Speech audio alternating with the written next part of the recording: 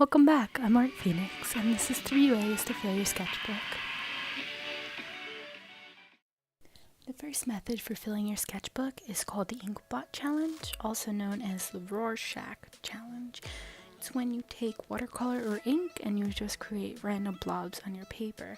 Then once they dry, you go back with a pen and you create what you saw out of the blobs. So for example, the first one that I did, I saw a face. So I went back with my pen and I drew a face, then a fish, and so on. This challenge is really good as a warm-up, or when you don't know what to draw, you could do this too. It's also really good for filling a sketchbook quickly because you're just making random blobs and you can make them however big you want or however small you want.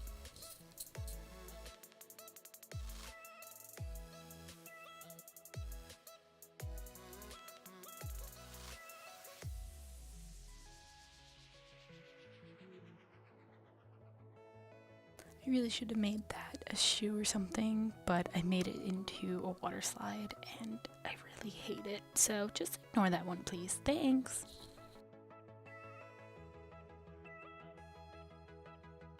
I think my favorite one that I did in this challenge was the purple fish on the right and the treasure chest on the left, but I think the sushi in the top right was a really close one because that is adorable.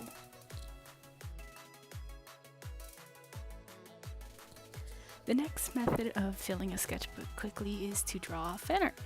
Now, fan art is really frowned upon generally in the artist community, which I understand, but I really don't agree with, because drawing fan art is a really nice way of learning the stylistic points and the techniques of a lot of really famous artists.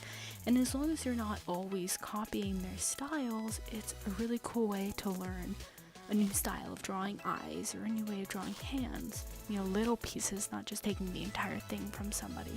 So it's good to occasionally draw fan art and to draw a lot of different kinds. The third method of filling a sketchbook is to do 30-second, 1 minute, or 2 minute figure studies. This is really good because it forces you to draw the general outline of somebody in a limited amount of time, so you're unable to focus on the details and get all hung up. You have to just get the emotion and the motion of what the person is doing down. These are also really good to fill sketchbooks because you're doing them in a short amount of time and you can make them however big you want. Now what I do usually for this is I go back and I do the watercolor background, which is just to break the figures away from the page so it's a little bit more interesting of a composition. You need references for this, so the website that I used will be linked in the description. It's really good and it's free, so go check it out when you can.